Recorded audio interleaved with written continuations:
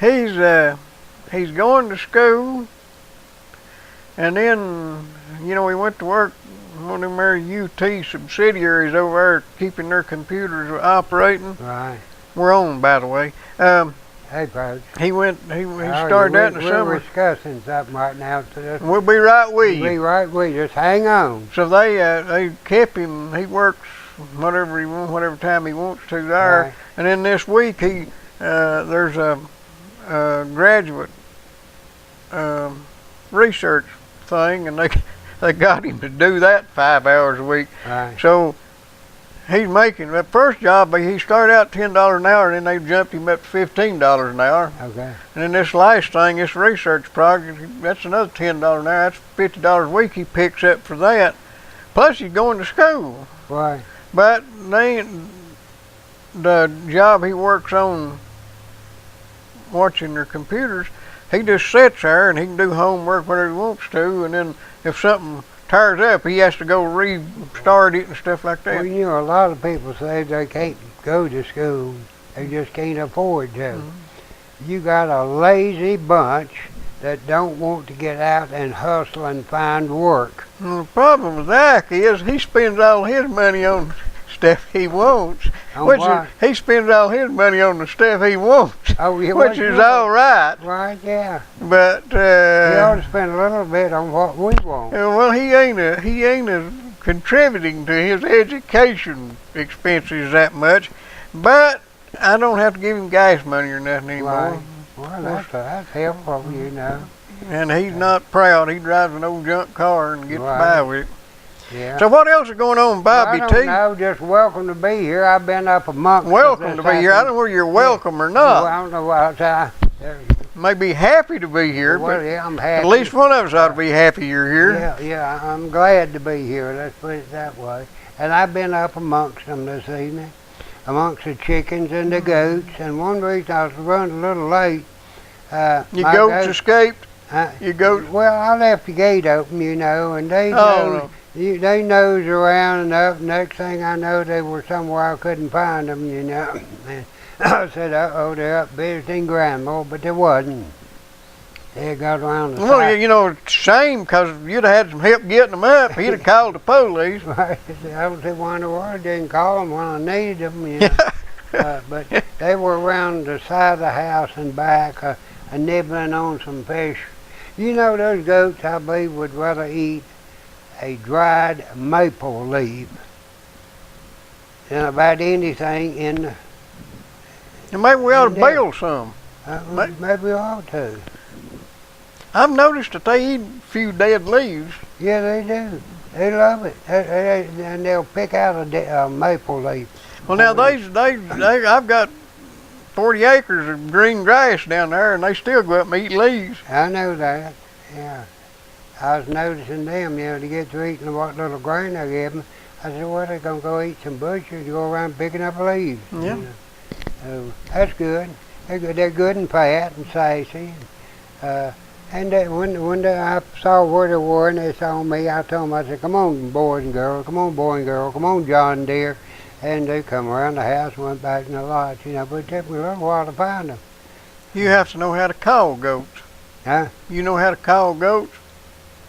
Well, you get to a number first, and you dial it, and you say, hello, goat. No, you say,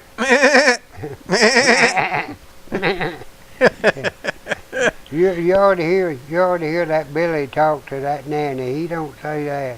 He all kind of weird noises. Yeah, I got 2 of them out there. But I got chickens, and something is getting my chickens again. And I'm probably going to spend the night up there tonight with a big light to throw on them when they make a noise. And boom! It's an owl. Huh? An owl. Possibly. Are they carrying them off? There ain't nothing there left. Yeah, that may not be an owl then. They usually kill them if you've got a dog or something around. You still got dogs out there? No. Well, where did old Charlie go? Huh? Where's Charlie? Charlie died finally. Charlie died? We gave her a funeral, yeah.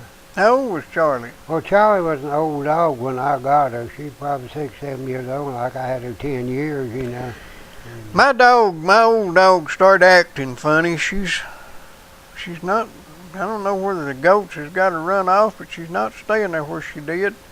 But me and her walked to the lake and back today. She's still getting around, but she just ain't acting right. I'm thinking she's about, best I can figure, she's about 13, 14.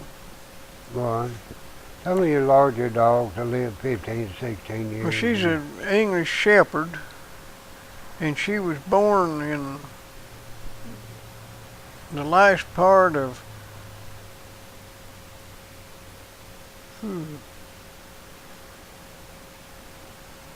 I guess the last part of 99 or last part, no, let's see, last part of 2000. So she'd Right. be coming up on 13. Right. No, 14. Right. 14, 13? She's 13 or 14 years old. Right.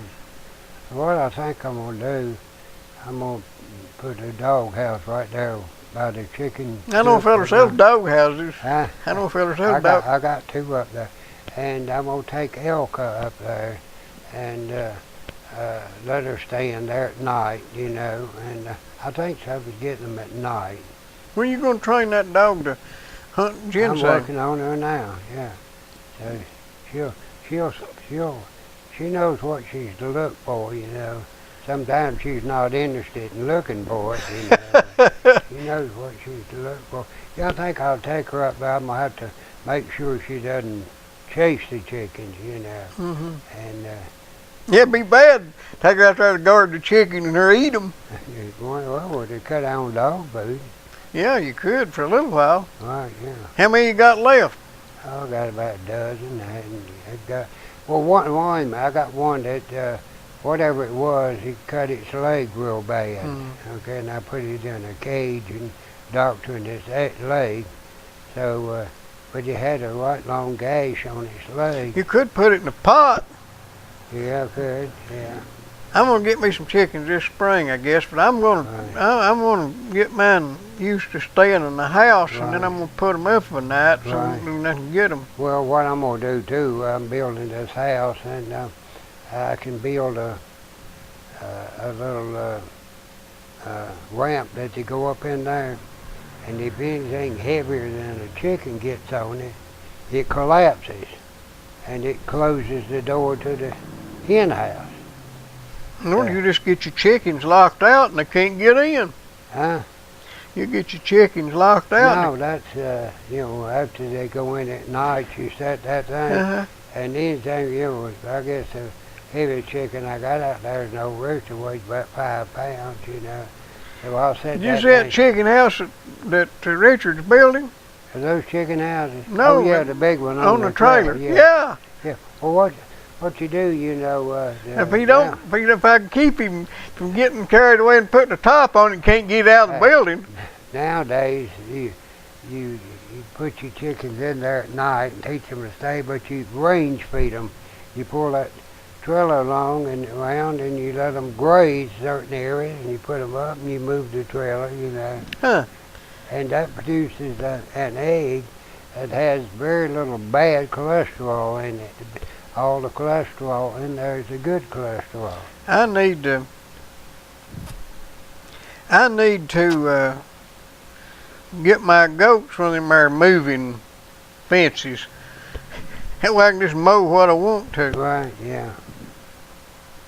Well, those goats of mine, I forgot I unplugged the charger yesterday afternoon, went around and checked my fence, and I come back, I forgot to plug it up, but they didn't go near it.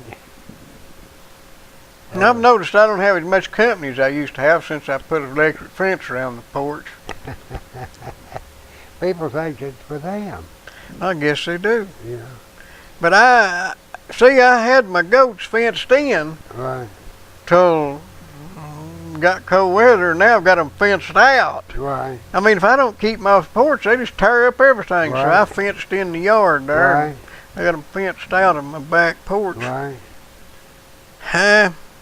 Hard to make a living these days. Yeah, it is. You reckon I ought to put up a concrete fence? Get some of them blocks from down Well, Dixon? I know where you can get the concrete.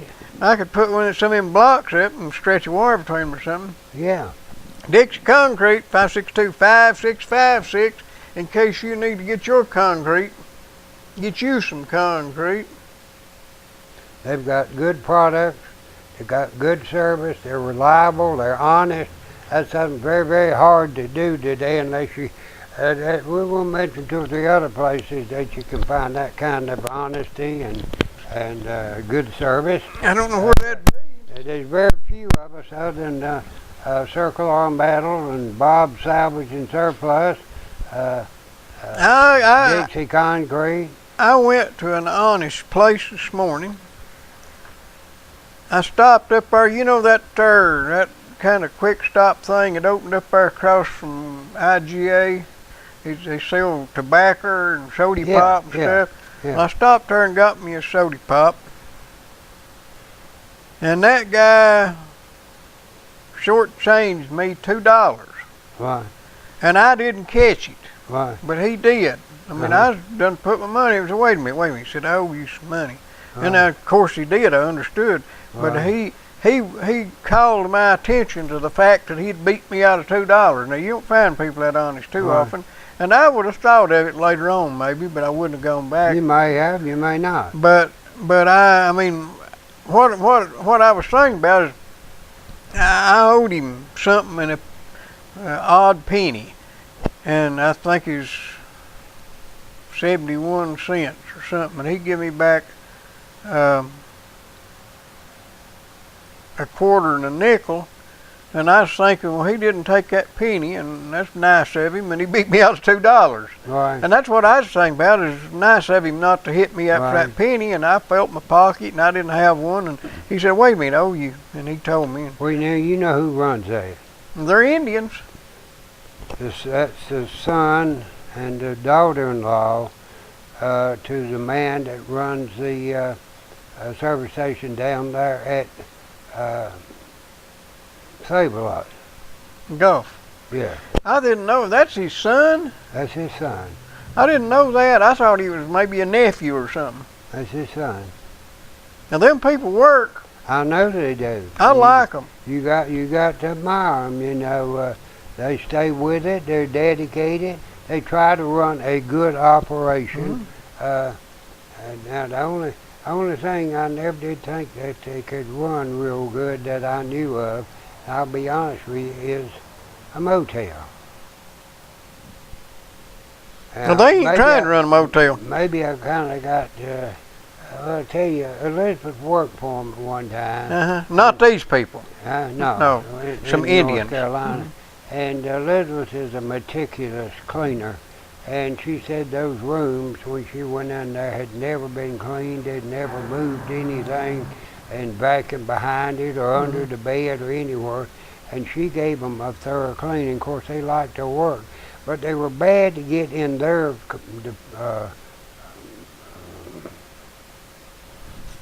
area where they live there at the motel and cook that Indian food.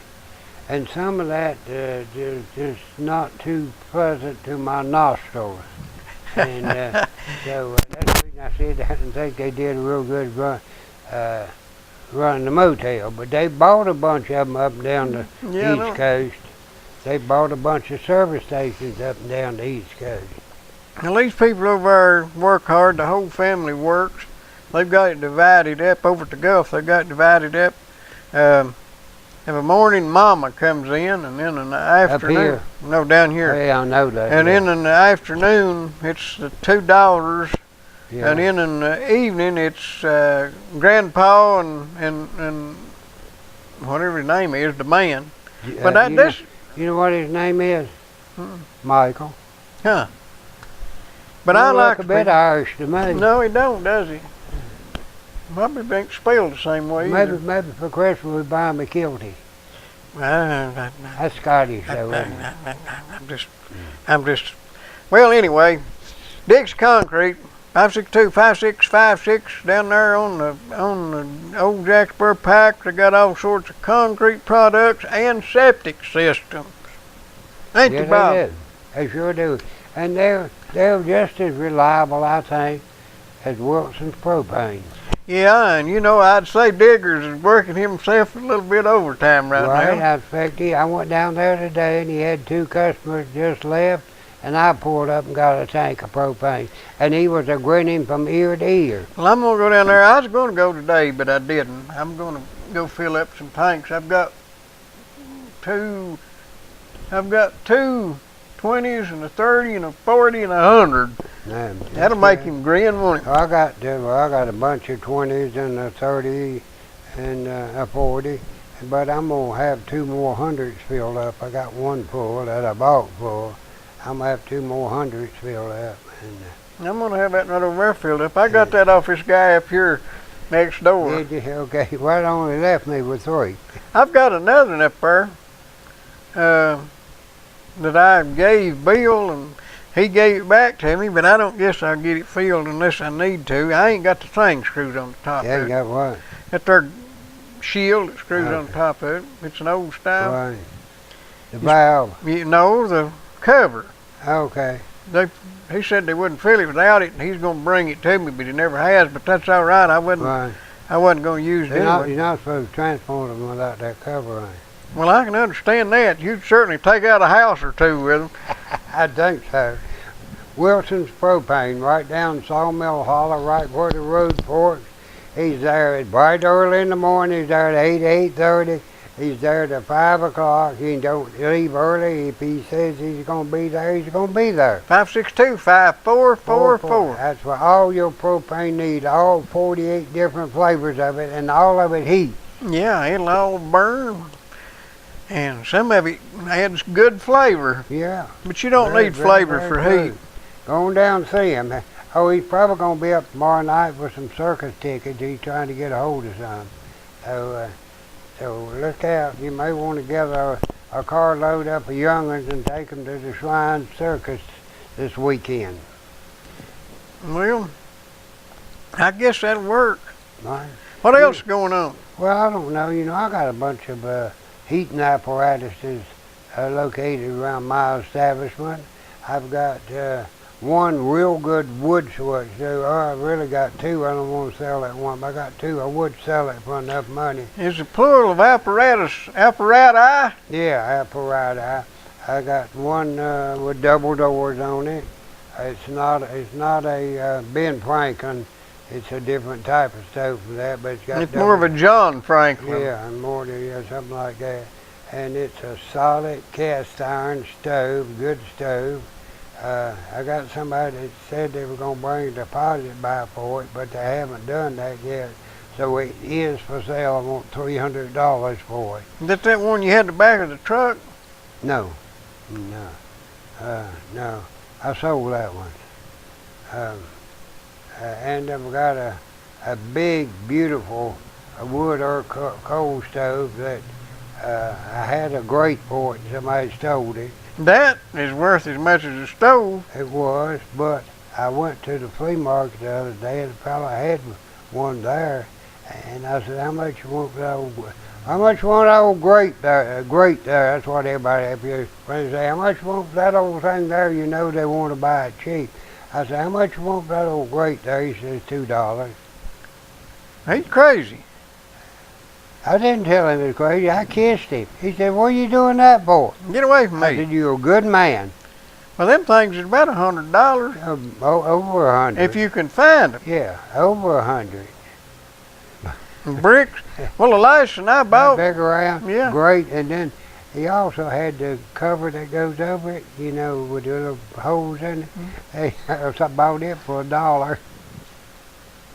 Well, now the last time I worked on a stove, and that has been 25 years ago, got a set of new bricks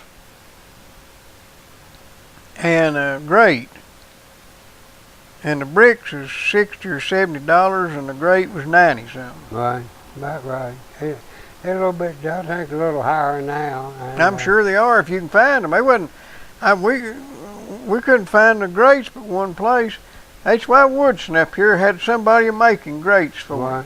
They was making them. Somebody forged it. There used to be a place in called Wysong, Wysong, and Miles, Miles, and they used to cast a bunch of grates, and I hope they're still in business because they also cast the Impala was sand pumps.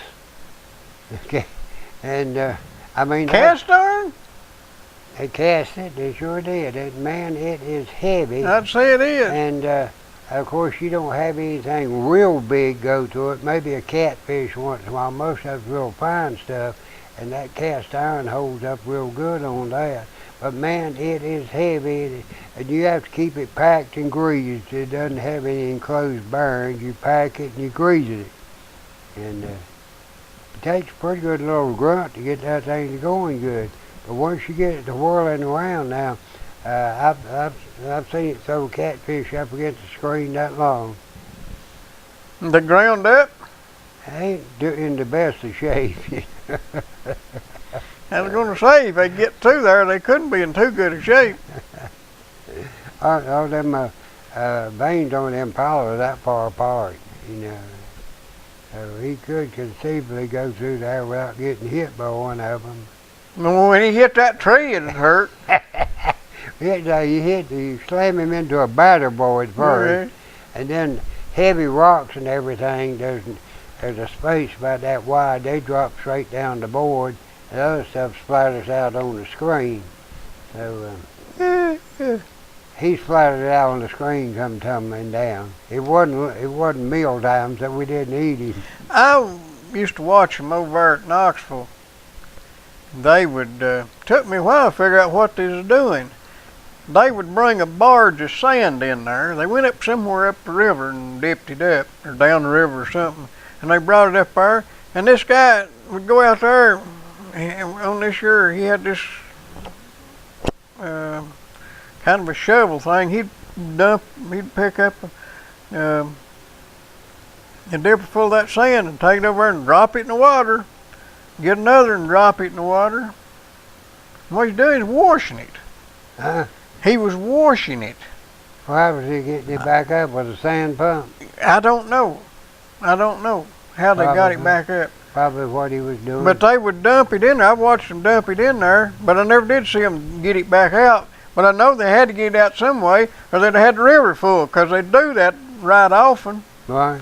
Yeah, they probably were pumping it out. But they'd dump it in the river there and, let it wash it as it went down. Right.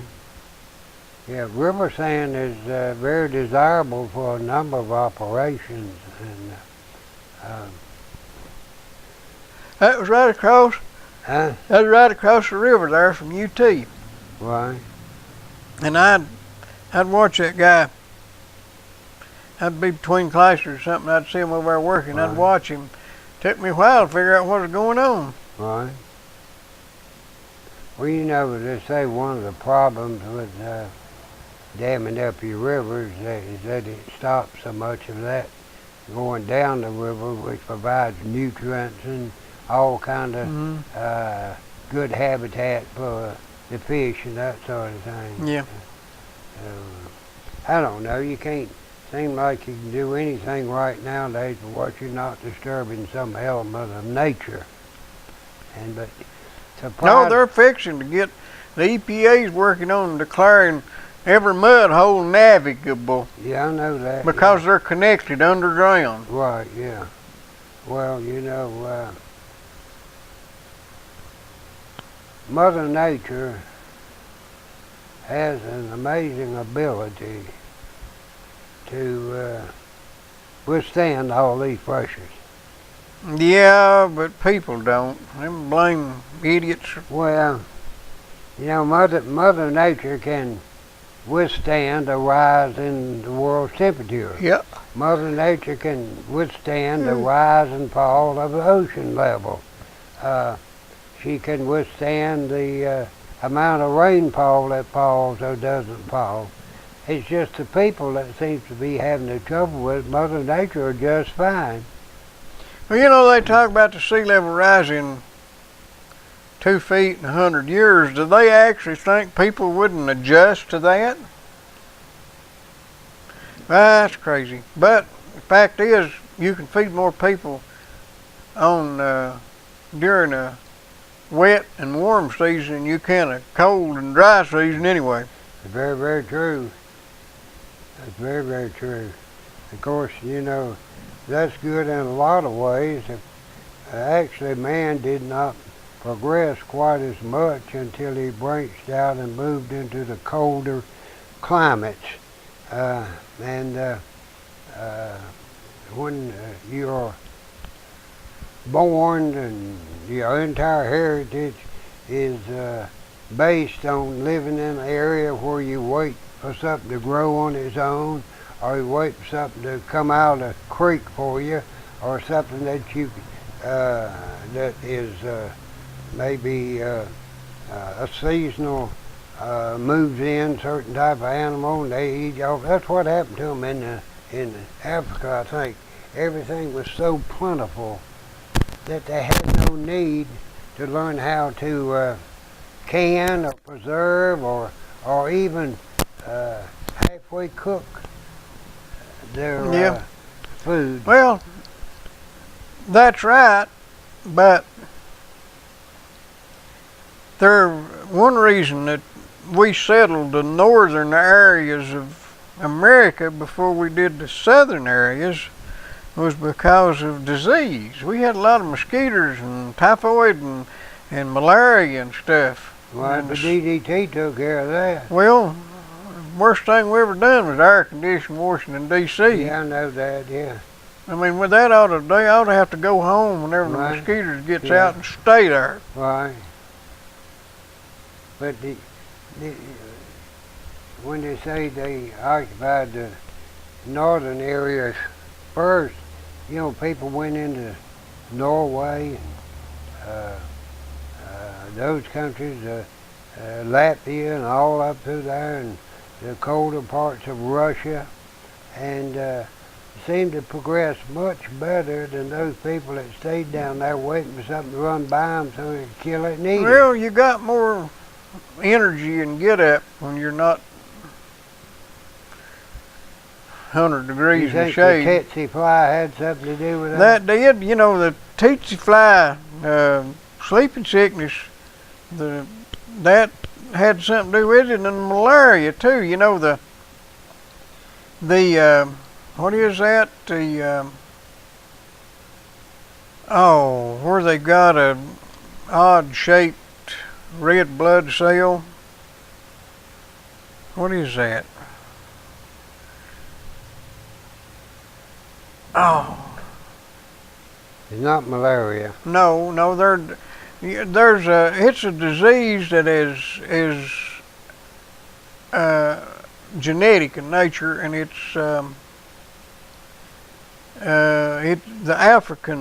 it's an African ailment, and what it is, because it was a genetic defect, and it has to do with, and I'll think of the name of it sooner or later. Lupus? Not lupus, but no. Sickle cell. Yeah, sickle cell. Okay. And it has to do with the shape of, just the way it's identified is the shape of the red blood cells under a microscope. Sickle cells are malaria immune. So people with sickle cell, they lived longer than, all the babies would die off with malaria, but it weeded out the people with sickle cell, and they got to be more prevalent. Well, they would die from sickle cell anemia in their 20s or early 30s, but they were old enough to reproduce. So it furthered the development of that disease. So what I'm saying is, people who didn't have... You mean they had sickle cell anemia back then? Yeah.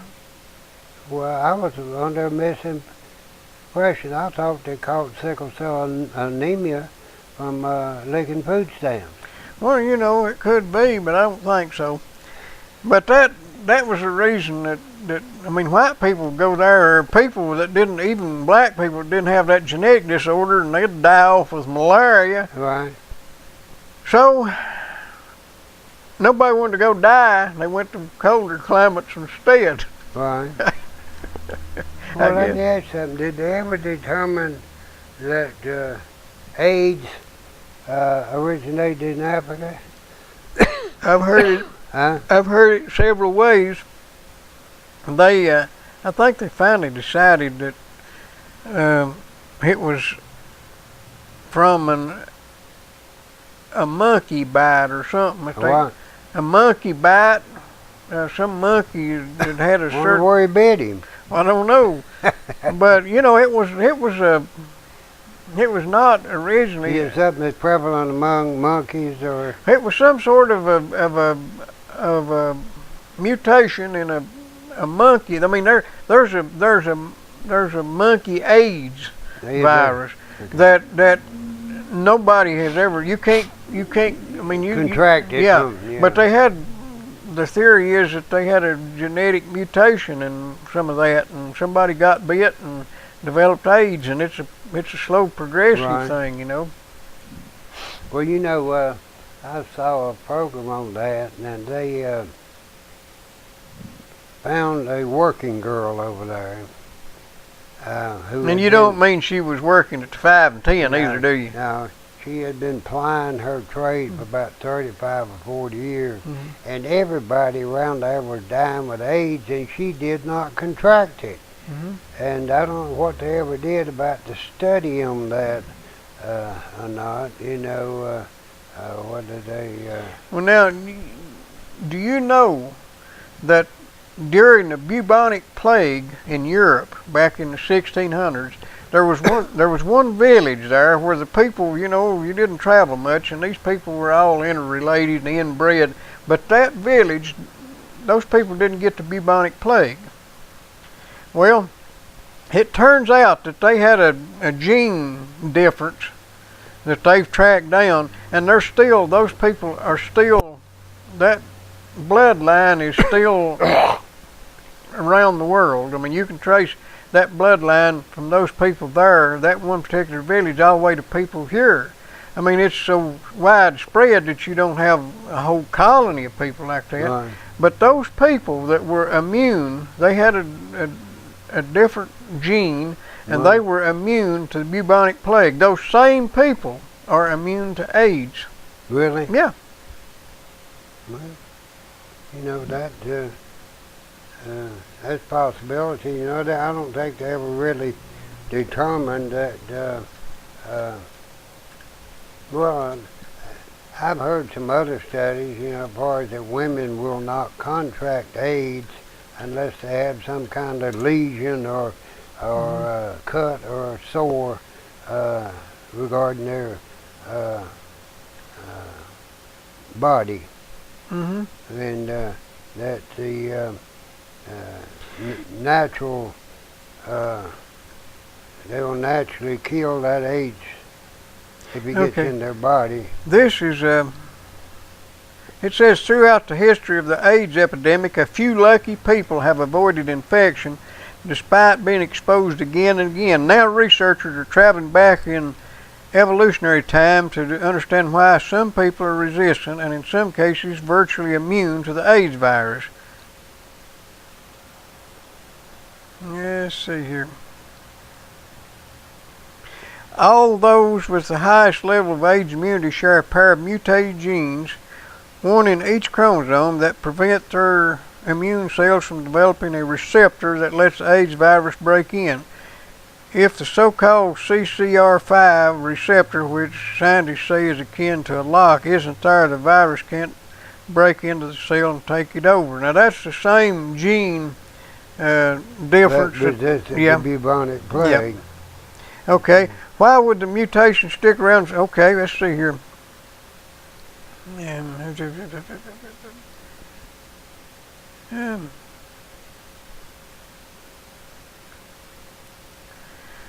A mutation stick around so long instead of giving up the ghost. Researchers initially thought the mutation provided protection against the bubonic plague that caused. Okay, maybe in Europe, those with the mutation would have lived longer and had more children, while many of their neighbors died off. The fact that genetic mutation also provided protection against AIDS centuries later would be just a coincidence. Okay. Right. Well, you know, the human body is somewhat of an amazing organism, and it's a very complex organism. I think it was about the hardest one they did genome of, and but they have done all that of the human body. They said it take years and years and years with these supercomputers. You know, developed it real quick. Well, the thing about it, there seems to be a time for a discovery or an advancement. Calculus was one of the most amazing things I've ever imagined myself, not knowing a whole lot about mathematics, but a little bit, enough to be dangerous. I've always thought calculus was one of the most amazing things I'd ever seen. But there was two people, a guy named Leipzig or something like that, and Isaac Newton. These things, they developed these two theorems. Yeah, well, these two methods of computation independently about the same time. It's just amazing that these two things would come into existence that close. I mean, they've been around for forever and didn't have calculus, and then one day these two guys, but one reason that happens is all the groundwork is there, and it just takes somebody to think to use it in a different way. The dots somewhat. And that happens in a lot of stuff. Right. You can't get, you wouldn't have had... Newton's theory of relativity based on calculus? You mean Einstein? I mean Einstein. No, well, no, relativity is strange, but it's, you can calculate using calculus to argue for the existence of the relativity theorems, and I don't understand the mathematics, but what amazes me, if according to, and they say that they proved it, according to the theory of relativity, if I take off traveling near the speed of light and come back here a day later, I'm a day older, and you're maybe 100 years older. You'd be older than dirt then, but time passage is relative to the speed of the observer. Time goes slower the faster you move, and what puzzles me, it's impossible to tell if we're just us here alone in the universe, you and me, and we start separating. You can't determine whether you're moving away or I'm moving away or we're both moving away. But the fact is that one of us, if we accelerate, one of us accelerates and then slows back down and the other one does not, the one who accelerated will experience a slower passage of time than the one that didn't accelerate. So it has more to do with the fact that you change speeds more so than it does. It's got nothing to do with a bear chasing you. Yeah, now if there's a bear after you, get in the hole, stay there. Well, what I always wondered when I was a kid, they always told me the earth was spinning around at 25,000 miles an hour. I always wondered why if I jumped up, I always come down to the same place I left. I'll tell you what always amazed me and still does, the fact that the earth is turning this way and the weather moves the same direction. Look, the weather, if you know the earth is rotating so that the sun, you know, it's rotating from west to east, the earth is. Well, you notice our weather comes from west too. You'd think you'd move into the weather instead of taking it with you. Well, I thought the sun was moving from east to west. No, the earth is rotating from west to east. Oh yeah, I know and that's what I'm talking about. The earth is turning from west to east. Yeah, I know makes the sun go from east to west. Right, yeah. But the weather, if you'll notice, we get Texas's weather 2 or 3 days. That's what I can explain it, and I know why. Why? Well, first of all, the sun heats up this atmosphere in the east first, okay? And that has an effect which warm air rises, and that pulls the air from the west to the east as it heats up. The air rises and it pulls to it. And of course, there are all kind of different currents. Yeah. You've got the But I agree. I know what you're talking about. But logically, you'd think we'd turn into weather instead of taking it with us. No, it's. Well, you know, you'd think if the Earth's turning. Yeah, I know that you'd be turning into it. No, what is the sun comes up here, and a lot of times right before the sun comes up, you ever notice it get colder? Yes, sir. That's because it's pulling that cold air from the western area and cooling you. Like that. Yeah. Well, you know why that you have a band of desert above and below the equator? Above and below? Yeah. I guess because I don't have no rain. You know why? Yeah, I guess because You usually have it's wet around the equator, right. and it's dry above and below the Right, equator, yeah. and then it moderates Right, as you go yeah. north. Yeah. The equator is the warmest part of the Earth because it gets more sunlight.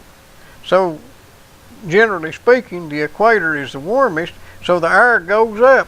Right. It funnels up at the Right. equator, and it Right. goes up, and it gets to And the ionosphere, and it curls back Right, down. yeah. It just happens that ascending air produces rainfall, and descending air inhibits rainfall. Right.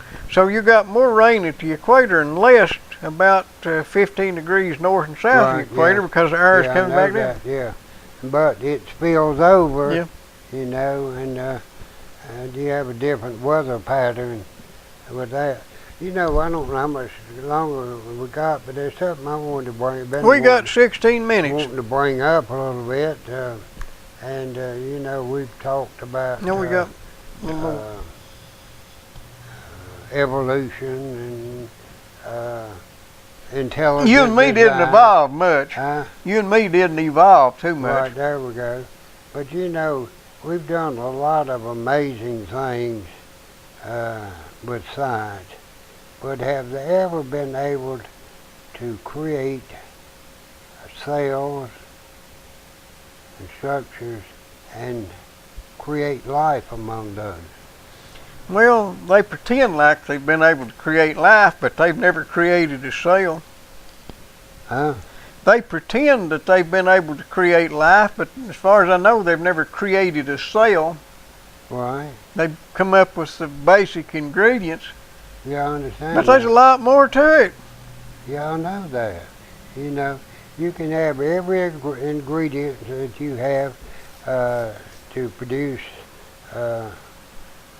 a organism, but they cannot kickstart it and make it take life. Well, they've made amino acids, and they say that's creating life, but it's not. Yeah, but no. Here's How many amino acids usually walking around? not many, but here's something that did you ever read a book called Darwin's Black Box? No. Well, what it is, Darwin had this theory that, and it really, I believe in evolution, I do too, yeah. but what his theory was, you know, you had, he studied them birds where their bills got longer, Yeah. and the ones that had the longer bill could get the most nectar, and they lived more Right. likely to live and reproduce, so Right. they tended to get more of them there long-billed birds. And Like them short, toucans. yeah.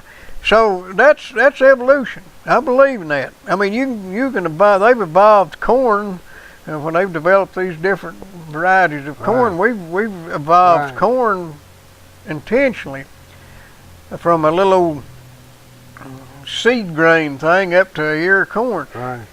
But looking at a transition is a black box. A black box means a sealed container, and you don't know what's going on inside of it. But you can see how making that bird bill would grow. But when you get onto the cellular level, there was a driving force there. The longer the bill, the more likely the bird would live and reproduce. Right. And that just makes sense. But when you get on a cellular level, there's no reason for certain things to happen that have to happen. Like, for instance, the development of an eye. The what? The development of an eye. Okay. They claim that originally you had some creature and it had developed a sensitivity to heat. Right. And being able to detect heat by the way it turned its body, it was more likely to go where it was warm enough to survive the winter. Then they say that over more time, that as that sensitivity to heat became more pronounced, it actually turned into a sensitivity to light. Right. So then you say, well, it got so that certain cells developed an ability to see light, determined it was light instead of dark, and they'll give it enough time. Then you had to have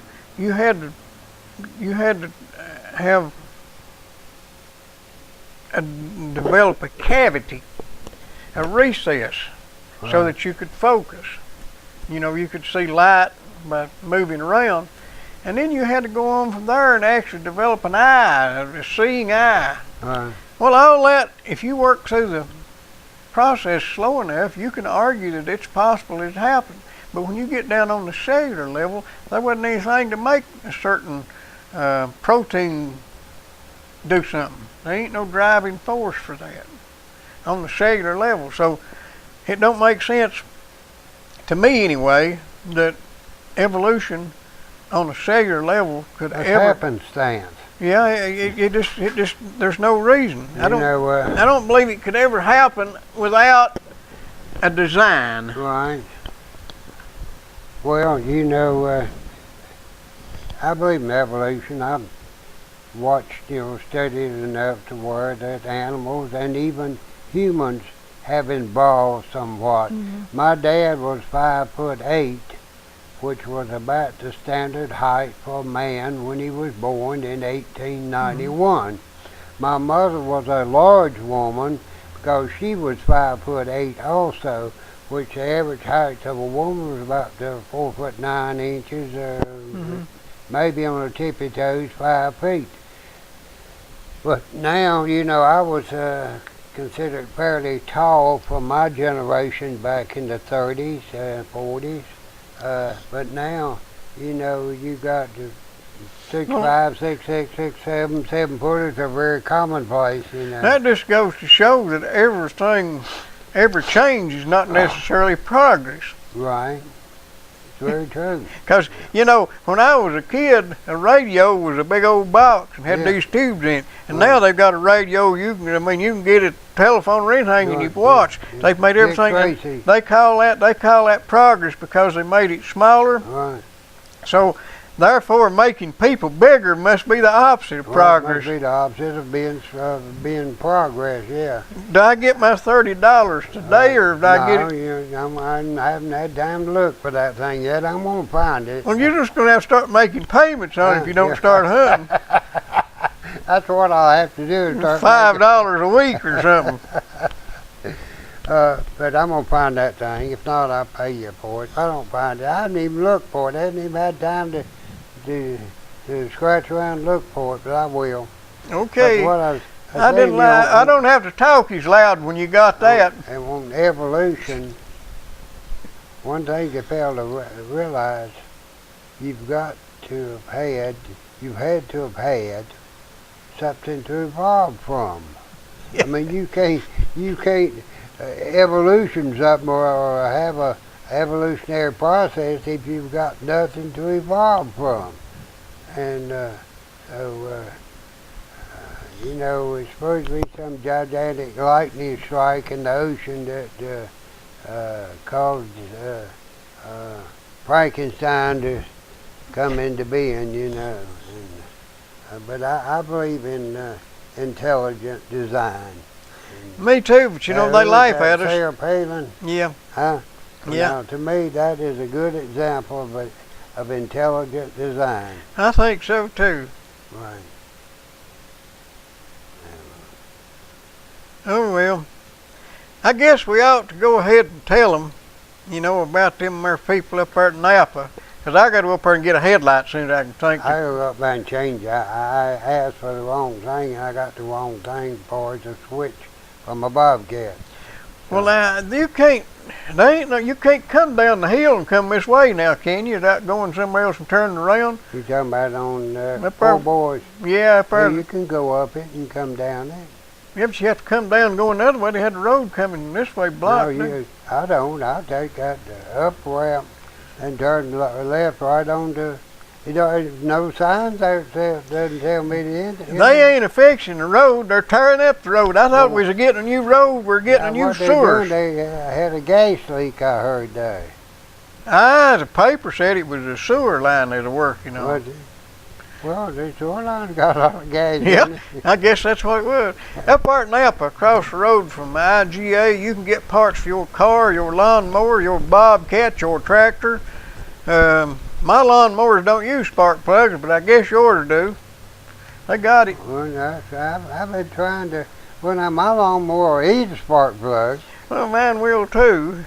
They like auto. Kind of hard to chew. They like auto light best. Is that right? Well, they ain't good for much else, so they might well eat them. And also, if your goat is busy eating spark plugs and happens to butt you or kick you and you get hurt bad enough and need to ride to the hospital, you might want to call Vital Care 562-9370. Oh, yeah, 562-9406 is Napa. Right. 562-9370 for a ride to the hospital. You can always depend on good people, good equipment, tender loving care when they come to pick you up. They have your interest at heart, and say it doesn't cost taxpayers any money to operate Vital Care. That's right. That's correct. You got anything else you'd like to wrap up on here before we go home? I don't know. I might do a little wrapping. I don't know. But you need to come on down to my place. I got things to keep you warm. I've got some. Digger does not have many Mr. Heaters yet. But you But do. I happen to have a couple for sale. I kind of thought that was coming. Yeah, I got a couple of Mr. Heaters for sale. And I've got propane tanks if you need it. And mostly. Hey, we know a guy will fill them up for you. Mostly 20s, or you can come and I will exchange a Wilson's propane gas cylinder with his gas in it for you. And you don't. Not for free though. No, You have to buy the gas. no.